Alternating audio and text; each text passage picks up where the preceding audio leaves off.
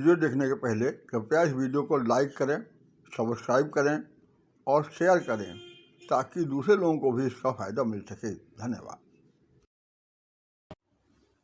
Hello my dear students, आज हम एक बहुत ही महत्वपूर्ण मॉडल के बारे में जानेंगे जिसका प्रयोग बहुत ही कॉम्प्लिकेटेड है, लेकिन आपको बहुत आसानी से इसका प्रयोग समझ में आ जाएगा। ये मॉडल है वुड के बारे में काफ़ी कन्फ्यूजन रहता है और लोगों को ये मालूम नहीं रहता है कि आखिर इसका प्रयोग कैसे किया जाता है। वुड के प्रयोग के बारे में एक चीज़ आपको और बताना चाहता हूँ कि इसका कोई निश्चित अर्थ नहीं है। ये गागे गी का अर्थ भी देता है और करता था, करते थे, करती थे का भी अर्थ देता है और कुछ और भी अर्थ उसका हो सकता है। इसलिए इसके बारे में कोई निश्चित रूप से इसका अर्थ बताना हिंदी में थोड़ा मुश्किल है, या कई इसके अर्थ निकलेंगे। तो इसके कई अर्थ हैं और इसका कई प्रकार की परिस्थितियों में प्रयोग किया जाता है। पहला जो महत्वपूर्ण प्रयोग है जो हम आपको बताना चाहते हैं वो ये है कि वुड विल का पास्ट टेंस है, अतः इनडायरेक्ट नरेशन में वुड को विल के पास्ट टेंस के रूप में प्रयोग किया जाता है। आप जैसे यहाँ देख रहे हैं, यहाँ पर ये he said to me Ravi will help you, ये डायरेक्ट नरेशन है। डायरेक्ट नरेशन का मतलब ये है कि जब कोई वक्ता, बात करने वाला अपनी बात कहता है और उसकी बात को हम इन्वर्टेड कामा के अंदर लिख देते हैं जो कहते हो, तो वो डायरेक्ट नरेशन कहलाता है। लेकिन जब उसकी बात को हम अपने शब्दों में व्यक्त करते हैं तो वो इनडायरेक्ट नरेशन कहलाता है। यहाँ पर he said to me Ravi will help you direct narration है और यहाँ पर उसको इनडायरेक्ट में बदला गया है। तो जब हम डायरेक्ट से इनडायरेक्ट में बदलते हैं तो हम विल को वुड में बदल देते हैं, इसलिए ये विल के पास्ट टेंस के रूप में माना जाता है। अर्थात ये माना जाता है कि वुड विल का पास्ट टेंस है। तो अभी डायरेक्ट इनडायरेक्ट नरेशन के बारे में आप अलग से जानेंगे, आपको बताया जाएगा तो आपको अलग से जानकारी मिलेगी।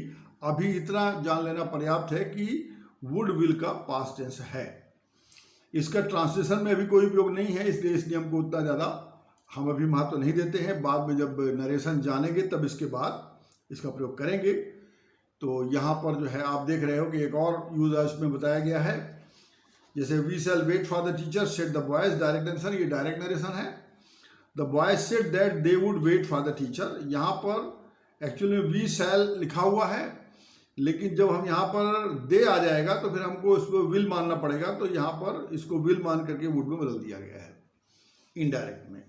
तो जैसा मैंने आपको बताया कि ये सब बारीकियां, ये जानकारियां आपको जब हम डायरेक्ट से इनडायरेक्ट करना आपको बताएंगे तब आपको ये चीज़ें समझ में आ जाएंगी। अब इसके बाद दूसरे प्रयोग से हम ध्यान समझते हैं। तो वुड का प्रयोग भूतकाल की आदत व्यक्त करने के लिए होता है। तो अगर कोई भूतकाल की आदत है तो उससे अगर आप व्यक्त करना चाहते हैं तो उसे वुड से व्यक्त किया जाता है। जैसे आप यहाँ पर देख रहे हैं, when he was a student he would play cricket, जब वह विद्यार्थी था तब वह क्रिकेट खेला करता था।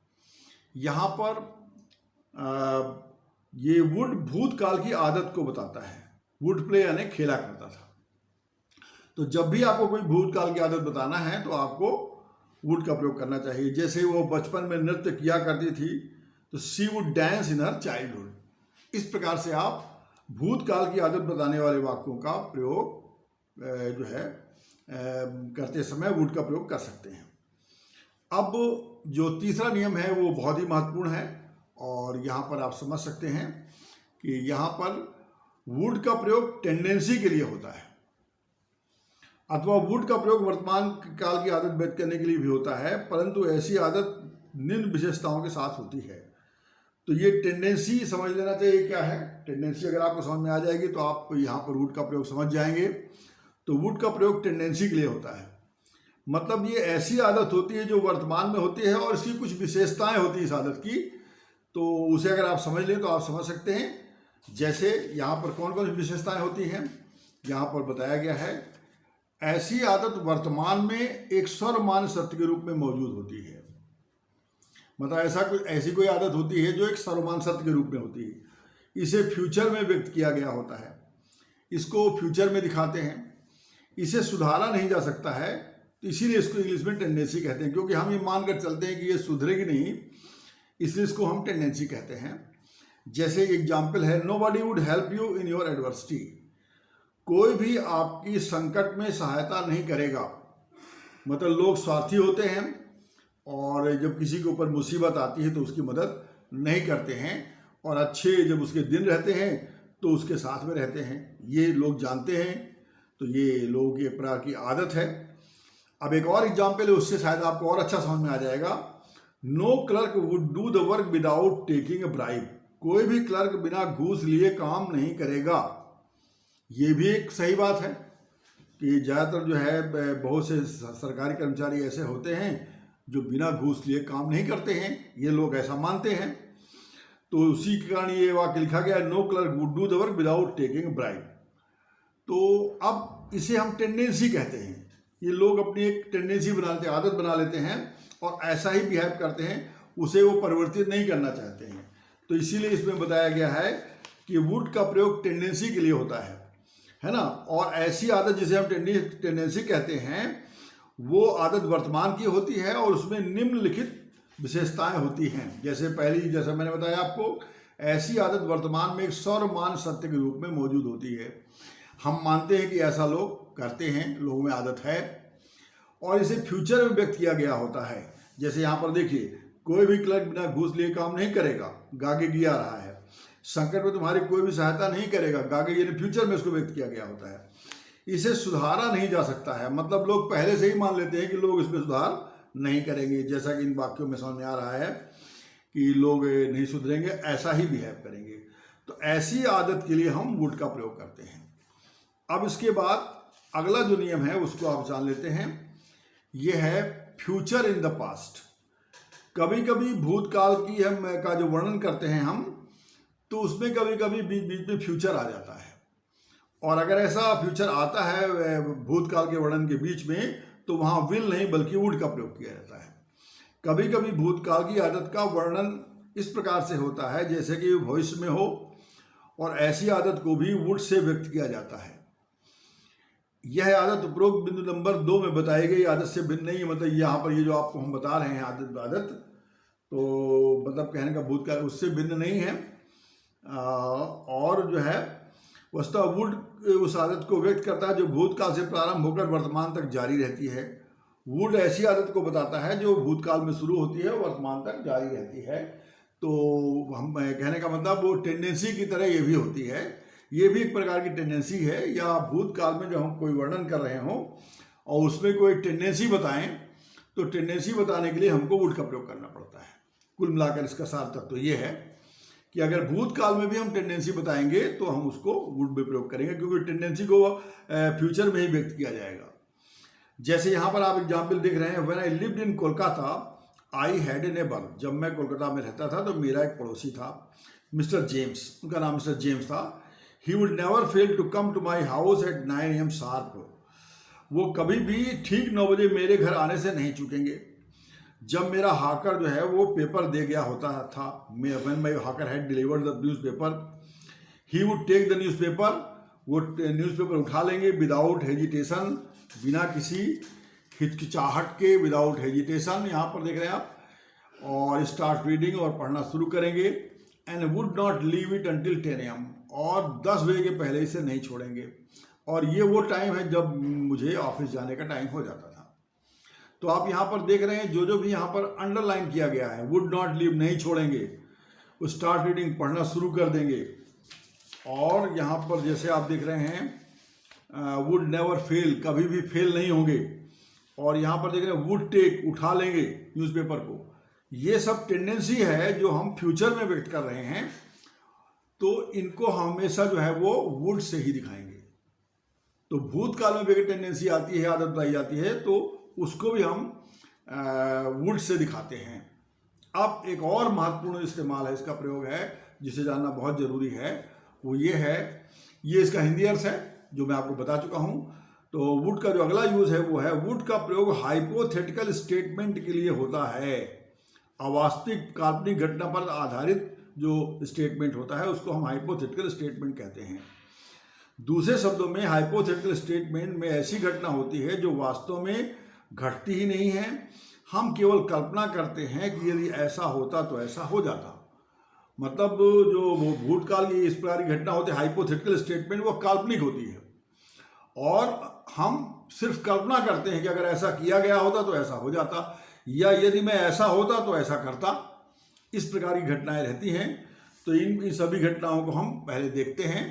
तो इस प्रकार की घटना में पहली प्रकार की जो काल्पनिक घटना या हाइपोथेटिकल स्टेटमेंट होता है, पहले प्रकार का, इसमें दो प्रकार के हैं। तो पहले प्रकार का जो हाइपोथेटिकल या वास्तविक भूतकाल या काल्पनिक घटना जो होती है, तो उसको हम कहते हैं इमेजिनरी पास्ट।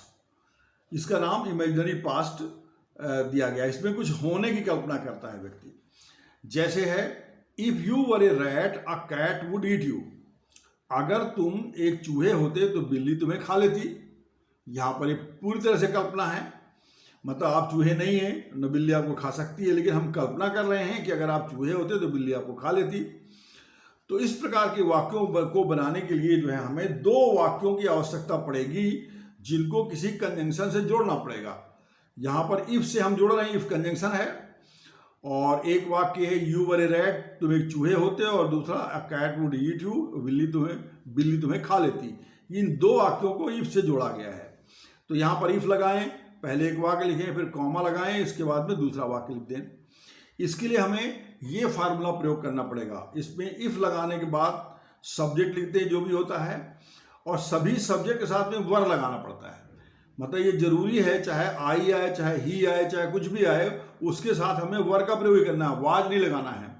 वर का प्रयोग करने से ही यह प्रतीत होगा कि यह काल्पनिक घटना है, ये सही घटना नहीं है। और इसके बाद कॉमा लगाने के बाद जो दूसरा वाक्य हम बनाएंगे उसमें सब्जेक्ट आएगा, फिर वुड और वर का फर्स्ट फॉर्म प्रयोग करेंगे, फिर ऑब्जेक्ट आएगा। इस प्रकार के वाक्य को दिखाने के लिए इसी फार्मूले का प्रयोग करना है, तो आपका वाक्य बन जाएगा। जैसे मैं कहूं, यदि तुम मेरे मित्र होते तो मैं तुम्हारी सहायता करता। तो if you were my friend I would help you, इस फार्मूले से बन जाएगा। अब कुछ और भी हैं, जैसे would that he were here, काश वो यहाँ होता, इसमें शुरू में वुड दैट लगा देते हैं और फिर इसके बाद में ही वर हेयर, यहाँ पर ही वर लगेगा। दूसरे एक और प्रकार का वाक्य है, I would rather you punish me for this.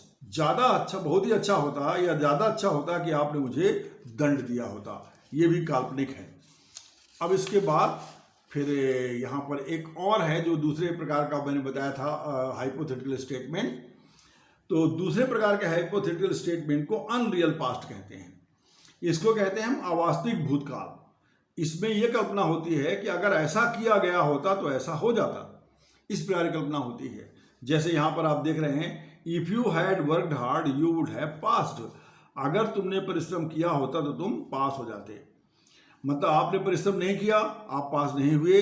हम कल्पना कर रहे हैं कि अगर आपने परिश्रम किया होता तो आप पास हो जाते। तो ये अवास्तविक भूतकाल या अनरियल पास्ट कहलाता है।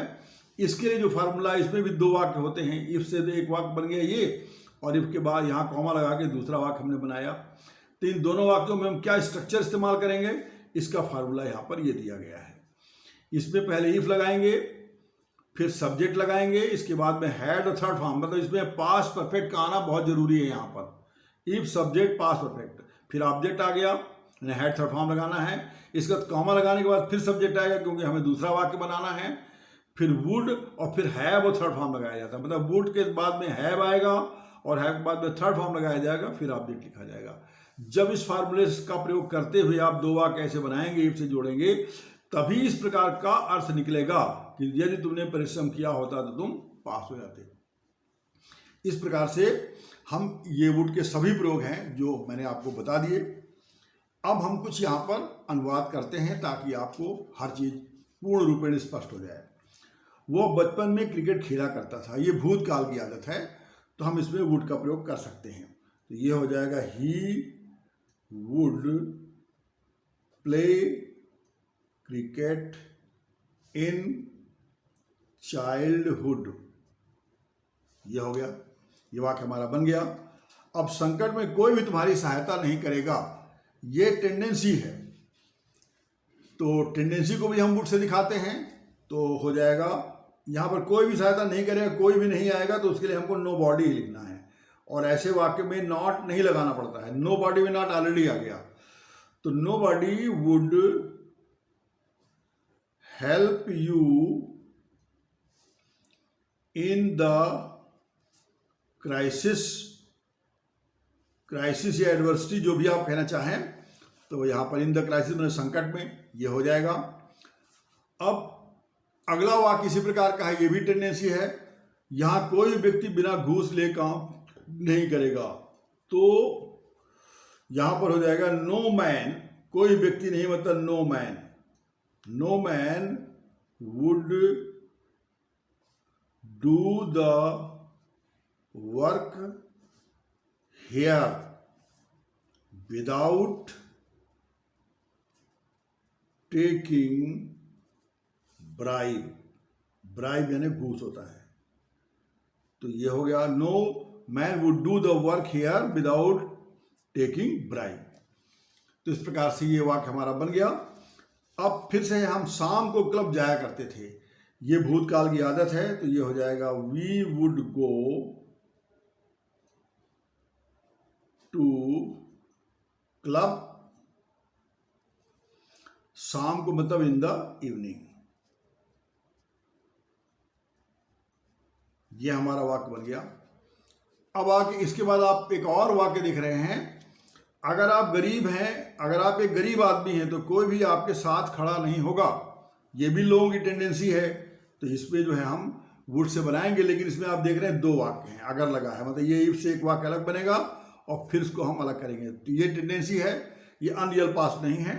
तो अनरियल पास्ट या इमेजिनरी पास्ट का जो फार्मूला है वो इस्तेमाल होता है, लेकिन इसमें नहीं, इसमें दो वाक्य हमको अलग अलग बनाना है। अगर आप एक गरीब आदमी, ये टू बी वॉइस में है, तो ये हो जाएगा if you are a poor man,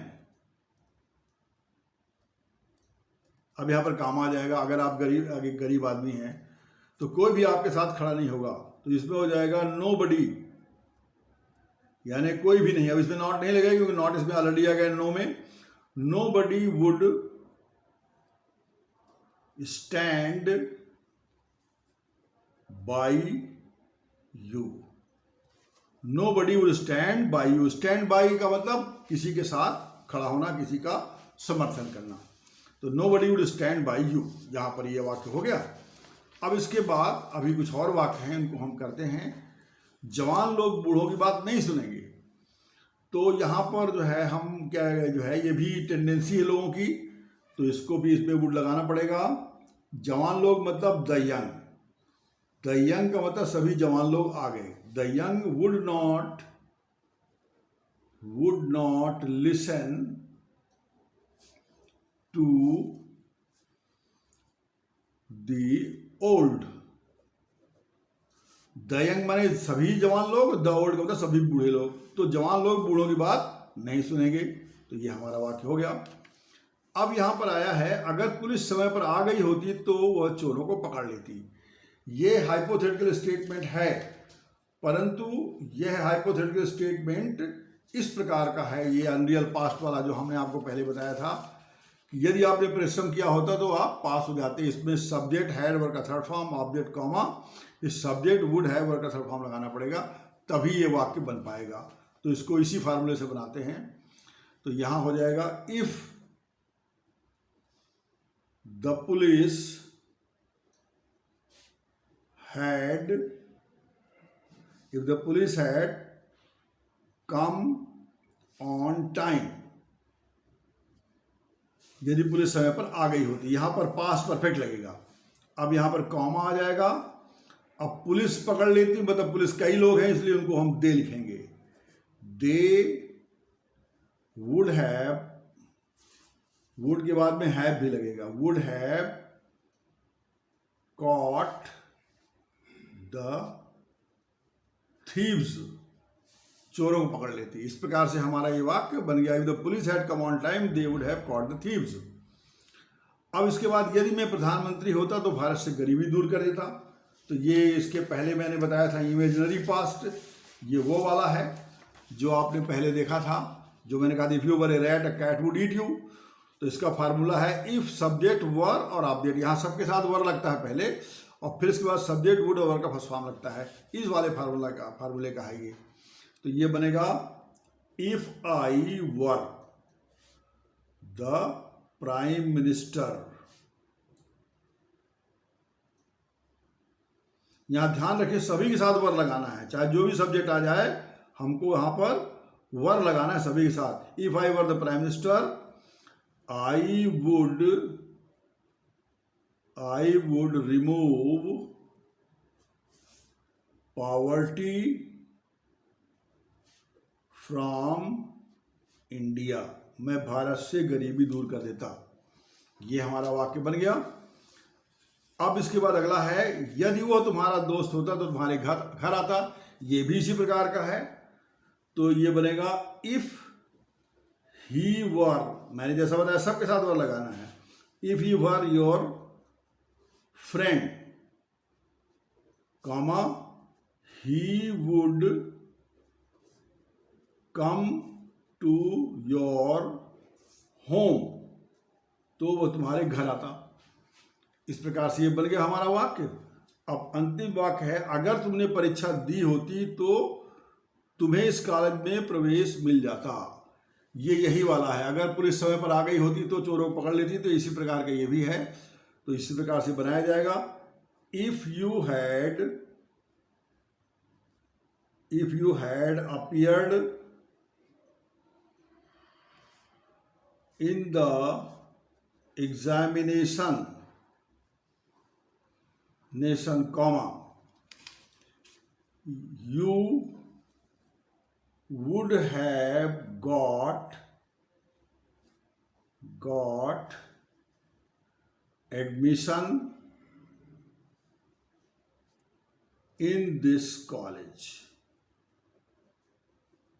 ये हमारा बन गया, if you had appeared in the examination you would have got admission in this college। और इस प्रकार से हमारा ये वाक्य भी बन गया। मुझे उम्मीद है कि आप जो है आपने समझ लिया होगा वुड का प्रयोग अच्छी प्रकार से। अब इसके बाद जो आपको एक्सरसाइज मिले उसे आप अच्छी प्रकार करें, और मुझे उम्मीद है कि आपसे बन जाएंगे। और ये क्लास यहीं पर समाप्त होती है। धन्यवाद। If you like this video, please don't forget to like it, share it and subscribe it so that you may get notification later on.